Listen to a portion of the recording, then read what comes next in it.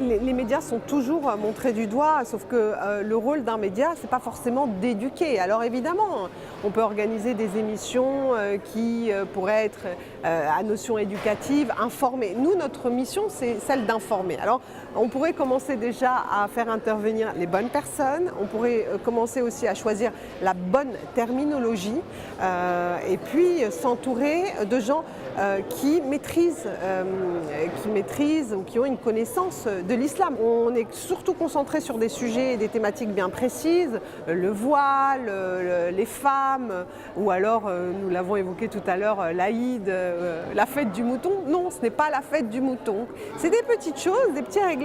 Je pense qu'il faut aussi sensibiliser les médias parce que les journalistes n'ont pas forcément envie de mal faire, mais c'est juste qu'ils ont besoin d'être outillés.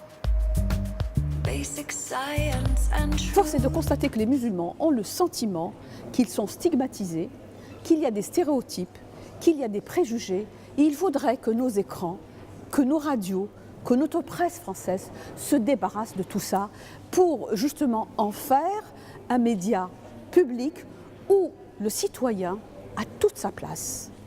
Moi, je pense qu'il faut, au niveau des rédactions, avoir des personnes, des penseurs, des chroniqueurs, parce que bon, aujourd'hui, dans toutes les rédactions, nous avons des chroniqueurs qui peuvent effectivement être des personnes ressources qui peuvent éclairer le débat. Donc, si on arrive donc à faire avancer les choses sur ces considérations pratiques, la liberté de conscience, l'égalité, et la non-justification de la violence par la religion, nous aurons quand même fait des pas très importants.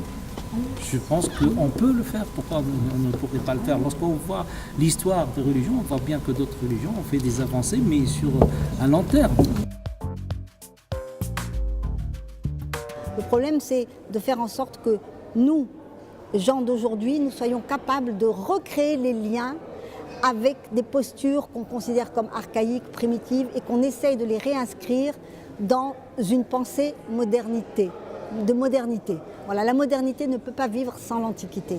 Voilà. Et l'Antiquité n'est rien sans le regard du moderne, que le moderne est capable de poser sur lui. Voilà.